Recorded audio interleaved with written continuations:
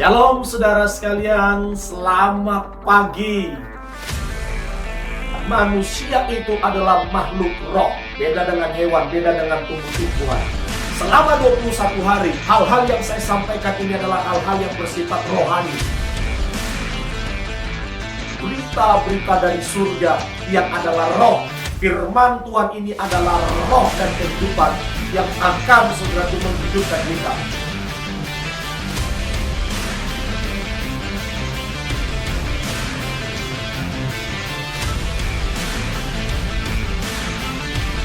Pagi hari ini saudaraku, mari kita saudaraku mengambil keputusan untuk membangun kehidupan manusia roh kita.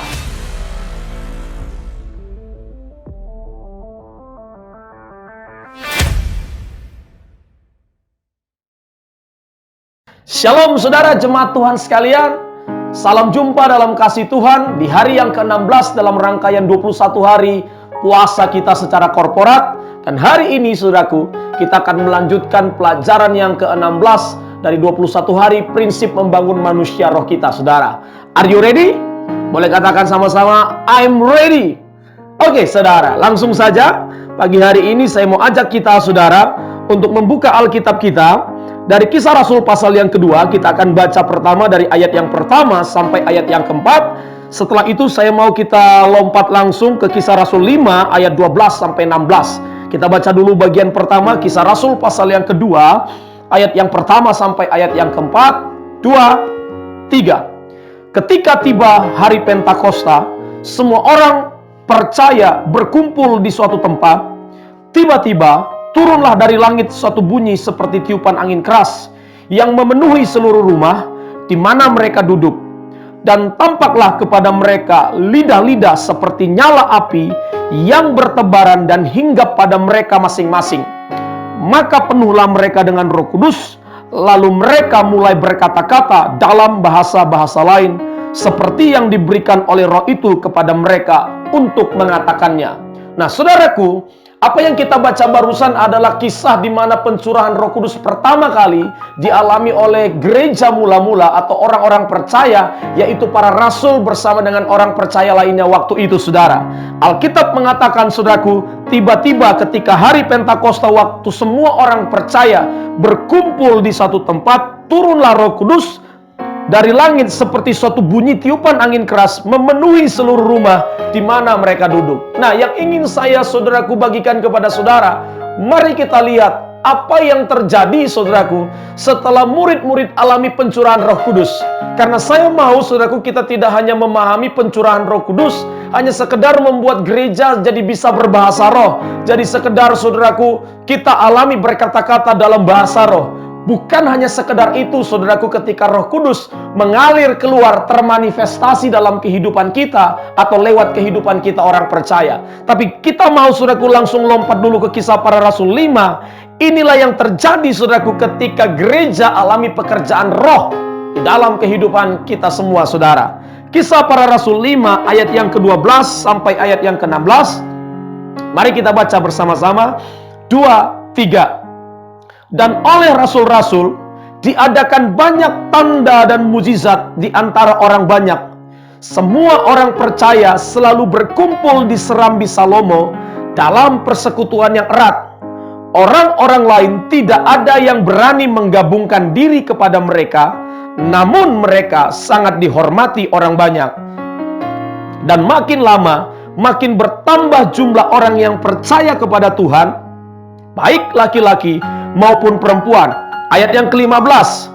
Bahkan mereka membawa orang-orang sakit keluar ke jalan raya dan membaringkannya di atas balai-balai dan tilam, supaya apabila Petrus lewat, setidak-tidaknya bayangannya mengenai salah seorang dari mereka. Dan juga orang banyak dari kota-kota di sekitar Yerusalem datang berduyun-duyun serta membawa orang-orang yang sakit dan orang-orang yang diganggu oleh roh jahat, dan mereka semua disembuhkan.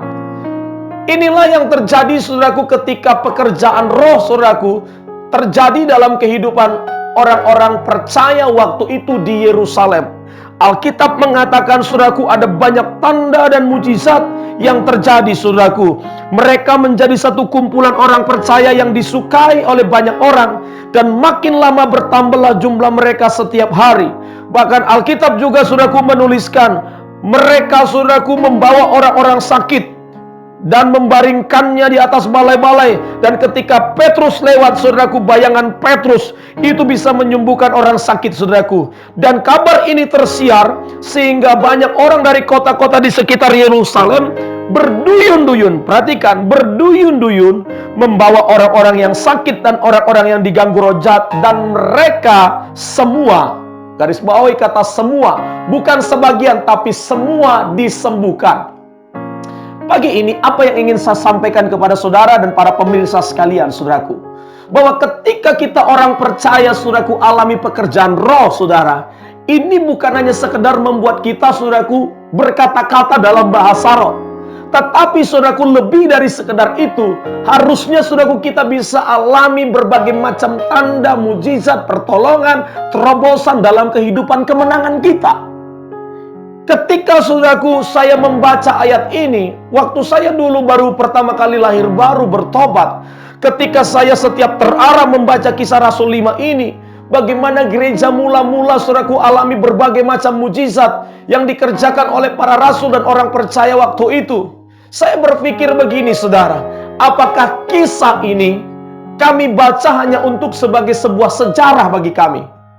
Kalau kita berkata, saudaraku, oh itu kan dulu terjadi di Yerusalem. Tapi ingat, saudara, Roh Kudus yang bekerja waktu 2000 tahun yang lalu di Yerusalem adalah Roh Kudus yang sama yang bekerja hari ini dalam kehidupan kita. Nah, artinya apa? Kalau berbagai macam tanda mujizat yang dikerjakan oleh Roh Kudus di Yerusalem waktu itu, harusnya, saudaraku, Roh Kudus juga masih bisa mengerjakan banyak terobosan, kemenangan dalam kehidupan kita orang percaya. Tapi secara jujur kita mendapati, saudaraku, ada banyak gereja, saudaraku, tidak pernah lagi alami pekerjaan roh. Gereja tidak lagi, saudaraku, alami suara Tuhan selalu menuntun dan mengarahkan mereka. Berapa banyak saudara yang rindu untuk kita sepakat, saudara, bahwa Kisah Rasul 5 ini kita tidak baca hanya sekedar untuk sebagai sebuah historis dalam kehidupan kita, tapi kita masih ingin melihat hal itu terulang lagi dalam hidup kita, bahwa mujizat demi mujizat yang Roh Kudus kerjakan ketika, saudaraku, Roh Kudus terjadi di Yerusalem, itu juga terjadi dalam kehidupan kita. Nah, tetapi yang saya pelajari, saudaraku, apa yang membuat gereja mula-mula, saudaraku, alami satu kebangunan rohani terbesar, yang aku percaya hari ini kita juga bisa alami kebangunan rohani terbesar. Bahkan, saudaraku, di semakin sulitnya situasi keadaan zaman ini yang ingin saya katakan, kalau selama ada pekerjaan roh, saudaraku, maka apapun kesulitan yang ada kita bisa taklukkan. Nah, kita temukan satu prinsip yang penting. Perhatikan, saudara. Di Kisah Rasul pasal yang kedua tadi dikatakan begini, ketika tiba hari Pentakosta, semua orang percaya berkumpul di satu tempat. Ayat yang kedua dari Kisah Rasul 2, tiba-tiba turunlah dari langit suatu bunyi tiupan seperti angin keras. Intinya, saudaraku, tiba-tiba turunlah Roh Kudus ketika semua orang percaya berkumpul di suatu tempat.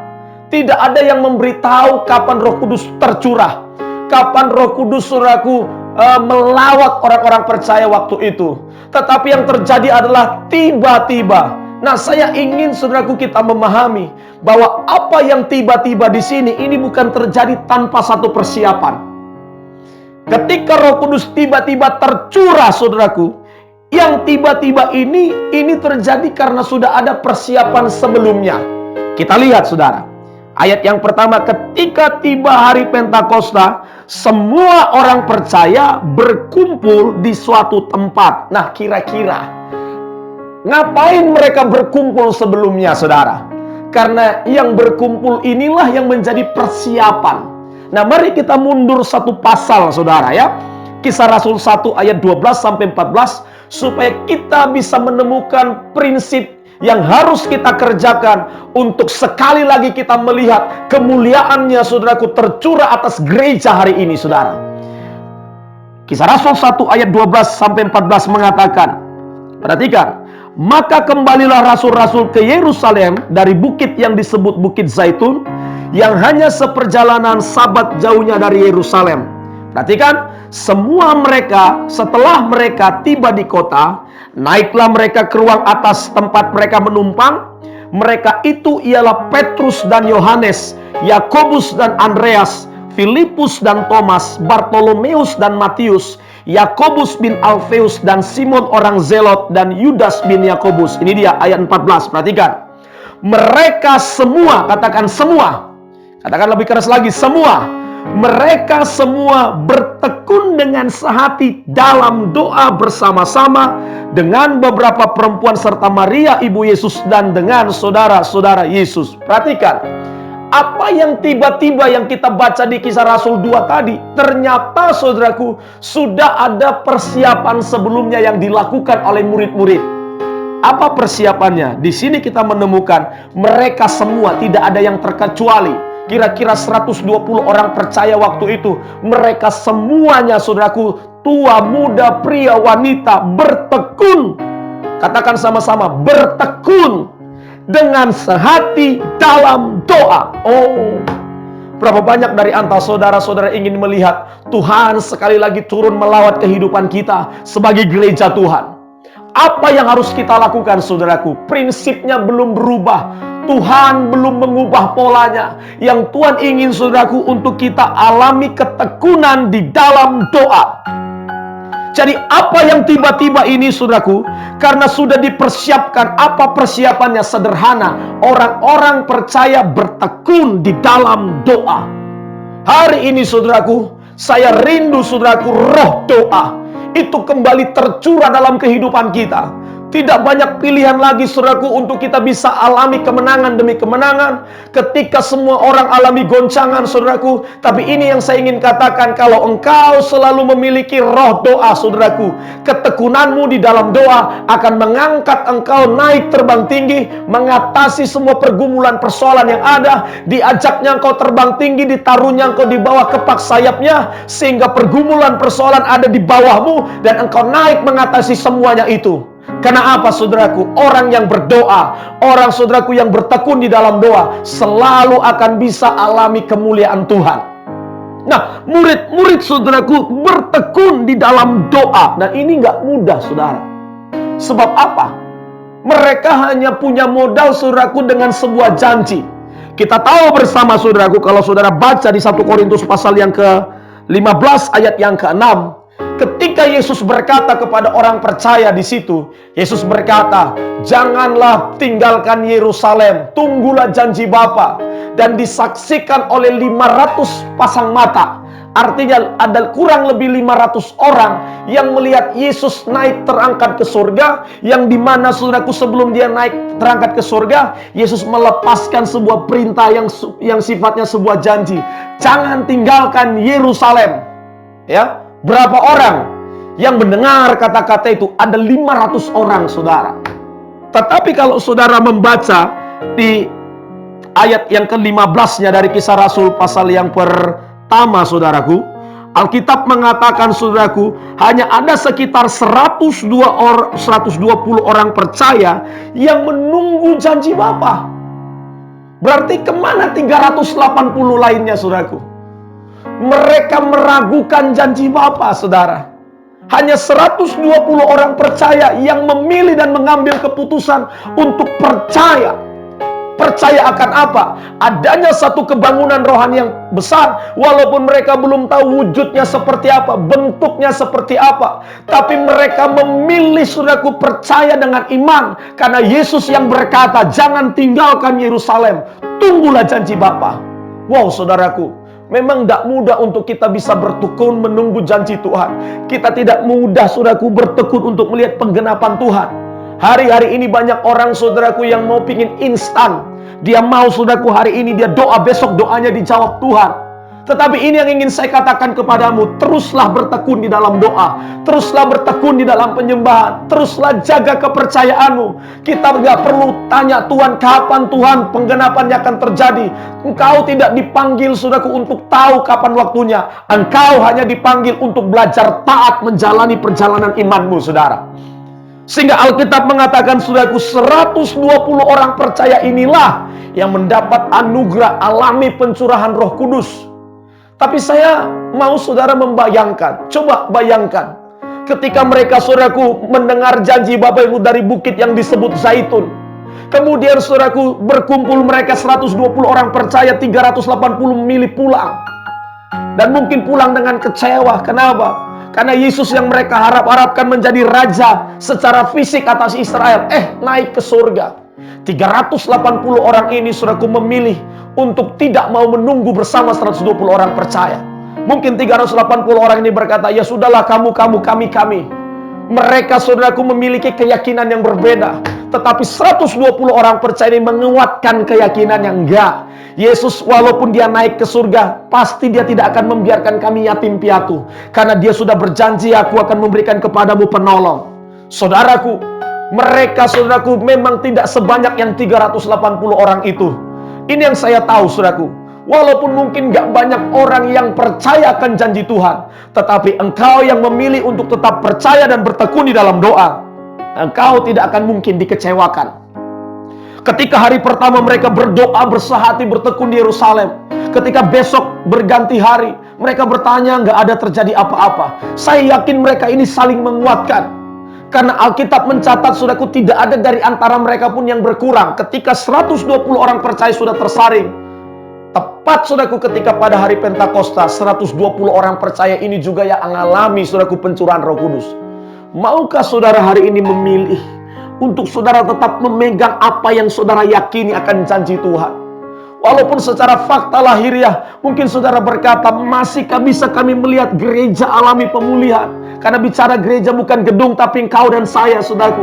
Masihkah bisa saya melihat kemuliaan Tuhan mengangkat keberadaanku di sulitnya situasi yang ada saat ini? Tapi ini yang saya tahu sebagai hamba Tuhan, saudaraku, orang yang memilih untuk terus memegang kepercayaannya dan tidak melepaskannya akan mendapat upah. Itu sebabnya ayatnya berkata, janganlah lepaskan keyakinan dan kepercayaanmu, karena besar upah yang menantimu. Oh, aku berdoa pagi hari ini, saudaraku, siapapun engkau yang menyaksikan tayangan ini, mungkin ada sedikit keraguan tadinya yang mulai menggerogoti imanmu, tetapi biarlah lewat firman yang datang hari ini dalam kehidupanmu, engkau berkata, Tuhan, walaupun tidak ada dasar untuk aku berharap, tetapi aku mau seperti Abraham untuk memilih tetap berharap, sehingga aku terus bisa bertekun di dalam doa. Katakan, terjadilah dalam hidupku. Oh, saudaraku, sebenarnya yang lebih Tuhan tertarik melihat kualitas proses kita menanti dalam doa, bukan sekedar hasilnya, saudaraku.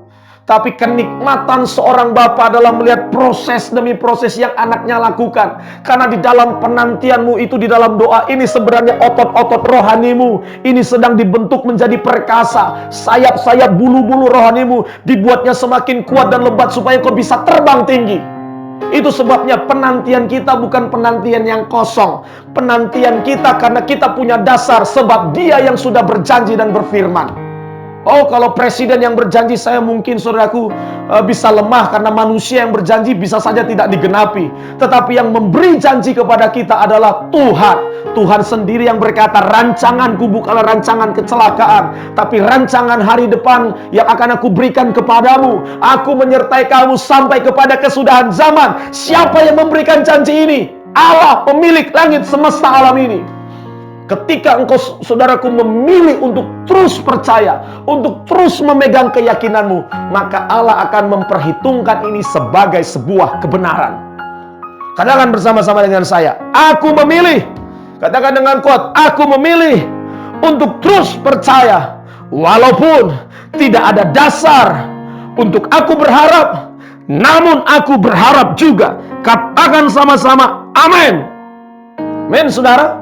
Teruslah percaya, teruslah berdoa, saudaraku. Ketika saudara berdoa, saudaraku, doa ini harus percaya bahwa apa yang kita minta itu sudah ada. Saudara masih ingat pelajaran di hari-hari sebelumnya, Efesus pasal 1 ayat 3 mengatakan, apa, saudaraku? Bahwa di dalam surga sudah tersedia segala harta rohani, berkat rohani yang kita perlukan. Kita bukan meminta sesuatu yang belum ada, tetapi kita tinggal menunggu. Ya, apa itu? Menunggu proses ekspedisinya nyampe, saudara.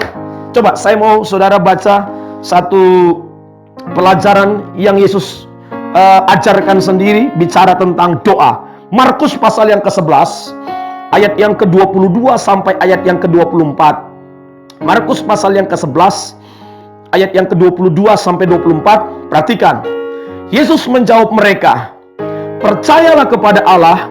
Aku berkata kepadamu, sesungguhnya barang siapa berkata kepada gunung ini, beranjaklah dan tercampaklah ke dalam laut, asal tidak bimbang hatinya, tetapi percaya bahwa apa yang dikatakannya itu akan terjadi, maka hal itu akan terjadi baginya." Perhatikan ayat yang ke-24 mengatakan seperti ini, saudara. "Karena itu aku berkata kepadamu, apa saja yang kamu minta dan doakan, percayalah bahwa kamu telah menerimanya, maka hal itu akan diberikan kepadamu." Sekali lagi, saya mau saudara baca bersama-sama dengan saya dengan bersuara. Markus 11 ayat yang ke-24-nya.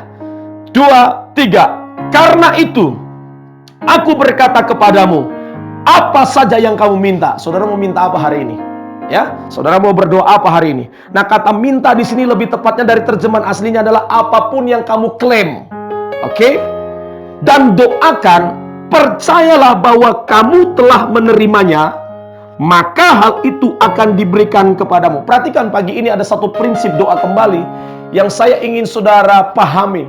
Yesus mengatakan apa saja yang kamu minta, tepatnya adalah apa saja yang kamu klaim, kamu harus percaya bahwa kamu telah menerimanya. Pertanyaan saya, sudah ada di tangan belum? Belum. Tetapi ajaran Yesus ini sepertinya paradoks, saudara. Tapi kamu harus percaya sudah menerimanya, maka baru hal itu akan diberikan kepadamu. Nah, mungkin kita bertanya, bagaimana mungkin Pak aku mengatakan aku sudah menerimanya, wong aku belum terima kok secara otentik jawaban doaku? Inilah prinsip atau hukum rohani yang selalu bertentangan dengan hukum lahiriah, saudara. Yang Yesus maksudkan adalah ketika saudara berdoa, engkau harus sudah percaya engkau sudah menerimanya, dan memang engkau sudah menerimanya. Loh, tapi kan Pak belum ada di tanganku. Oh, ini bukan urusannya, ini urusan lain. Ini hanya masalah, saudaraku, jawaban doa itu belum nyampe ke tubuhmu. Kalau engkau berdoa, Tuhan aku percaya aku sudah sembuh. Nah, engkau harus percaya aku sudah sembuh. Loh, tapi masih sakit Pak. Ini masalahnya tubuhmu belum menerima kesembuhan itu. Bukan karena kesembuhan belum terjadi, tetapi karena ada satu proses. Ingat saudaraku, kesembuhan, mukjizat, segala berkat itu kan ada di dalam roh, ada di alam rohani. Terkadang perlu proses waktu. Yang sering saya pakai ilustrasi adalah proses ekspedisi. Ya, makanya saudaraku, teruslah mencintai Tuhan supaya engkau pakai ekspedisi kilat. Ya, kira-kira begitu, saudara. Supaya apa? Supaya saudaraku, kita bisa melihat terjadi di dalam alam realita. Saya beri contoh begini, saudara. Saudara pergi naik motor beli kulkas. Saudara punya uang untuk beli kulkas. Ketika saudara bayar itu kulkas, kemudian kan dikasih nota sama saudara. Artinya apa? Ini Pak, notanya Bapak sudah punya kulkas. Tetapi saudara berkata, aku nggak bisa bawa pakai motor. Si pemilik toko bilang, oke, sebentar sore kami akan antar Pak. Ya, karena apa? Saudara belinya pagi. Begitu saudara pulang, pertanyaan saya, saudara udah punya kulkas belum? Halo? Sudah. Ya kan? Karena apa? Saudara udah beli, sudah bayar. Kalaupun kulkas itu masih ada di toko, itu hal lain lagi. Tapi pertanyaan saya, saudara sudah memiliki kulkas? Sudah.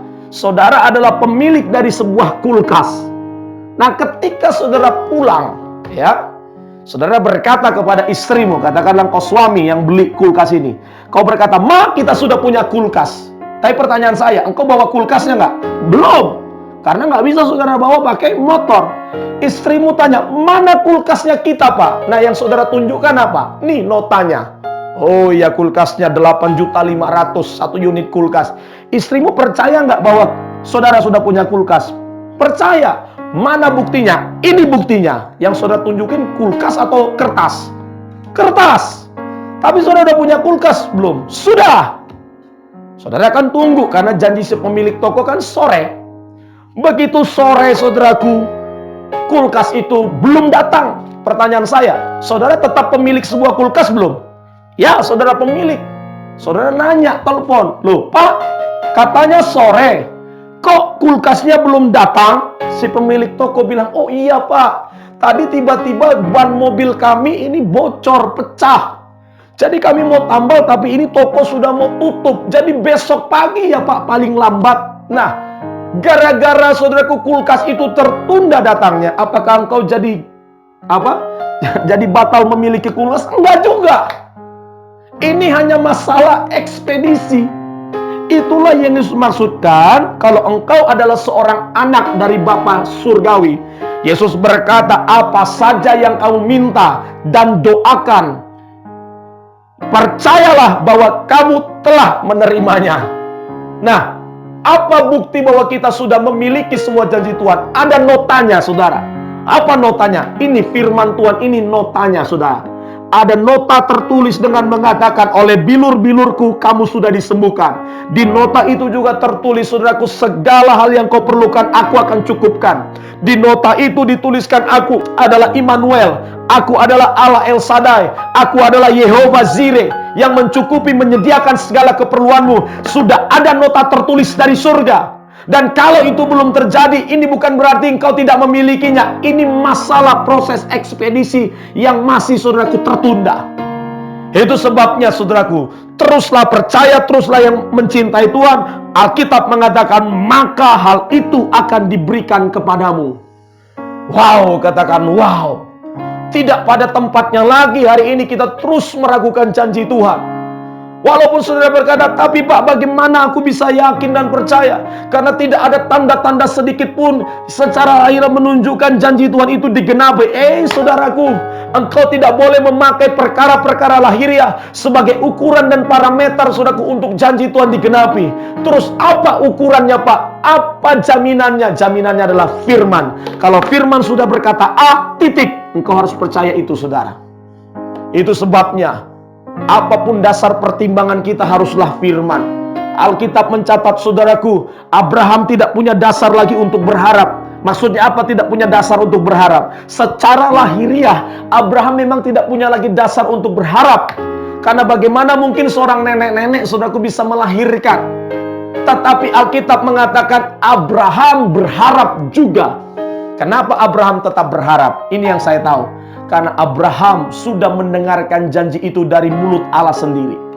Nah, kalau firman pernah datang dalam hidupmu dan firman itu berkata, jangan takut. Walaupun situasi ini sulit, walaupun engkau tidak punya siapa-siapa keluarga yang memperhatikanmu, tapi aku adalah Bapamu yang selalu memperhatikanmu. Kalau firman itu, janji secara personal itu sudah pernah datang atasmu, saudaraku, saya berdoa hari ini biarlah kita memilih untuk terus percaya, untuk terus meyakini. Kita tidak mau seperti 380 orang yang mendengar janji itu lalu menjadi pulang dan kecewa. Tapi biarlah kita, saudaraku, menjadi saksi betapa janji itu, saudaraku, tepat, pasti akan digenapi. Sehingga apa, saudaraku? Sehingga kita bisa melihat bahwa Allah yang kita sembah adalah Allah yang setia. Dia bukan manusia yang suka mendustai, tapi dia adalah Allah yang berfirman, dan yang dia firmankan tidak akan pernah mungkin gagal.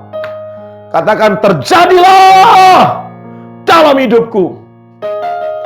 Kalau tidak ada 120 orang percaya yang setia menanti bersati dalam doa, saya yakin, saudaraku, tidak akan pernah terjadi pencurahan roh pada hari Pentakosta.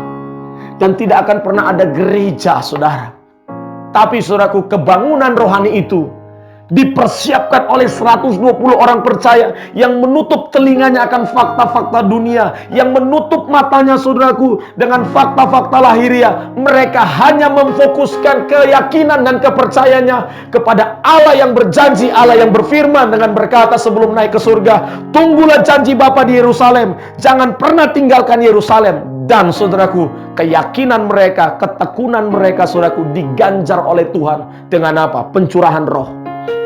Yang menarik yang saya garis bawahi adalah ayat yang mengatakan mereka bersehati dan bertekun. Semua mereka, saudaraku, bersehati dan bertekun. Nah, ternyata doa yang dimaksudkan bukan doa yang Senin Kemis.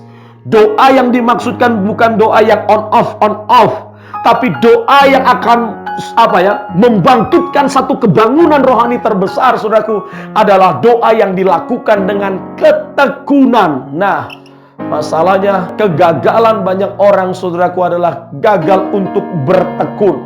Apa artinya bertekun, saudaraku? Konsisten. Dia, saudaraku, tidak pernah mengkompromikan untuk tidak berdoa. Baginya adalah doa adalah kesukaan. Doa adalah nafas dalam kehidupannya. Kalau kita sudah tidak berdoa, maka tidak ada, saudaraku, kehidupan di dalam diri kita. Tapi kalau kita memastikan kita selalu tekun di dalam doa, tekun di dalam penyembahan, saya meyakini selalu ada suara Tuhan, selalu ada kasih karunia, kemampuan yang Tuhan berikan dalam kehidupanmu. Pagi hari ini sebagai hamba Tuhan, saudaraku, mari tutup matamu dari semua fakta-fakta lahir yang ada. Sebagai hamba Tuhan, saya tidak peduli situasi seperti apa yang, saudaraku, engkau alami. Mungkin saudara berkata, tapi Pak Pendeta, apa yang sedang saya alami hari ini tidak semudah seperti apa yang Bapak khotbahin. Situasinya rumit, Pak. Bapak nggak tahu dan Bapak nggak rasa. Saya nggak perlu rasa, saudara. Dan saya nggak perlu tahu. Karena yang saya tahu adalah firman. Bukan berarti saya tidak pernah, saudaraku, mengalami situasi sulit dalam hidup saya. Bukan berarti saya tidak pernah ada di dalam satu penantian yang panjang untuk menunggu janji Tuhan. Saya pernah alami itu sendiri. Tetapi saya ingin menyaksikan dari kehidupan saya pribadi. Ini yang saya tahu dari sejak dulu Tuhan memanggilku sampai hari ini. Bahwa kalau Dia sudah berjanji, Dia pasti menepati. Kapan, Pak Pendeta? I don't know. Nah, mungkin di sini perbedaannya. Banyak orang ingin tahu.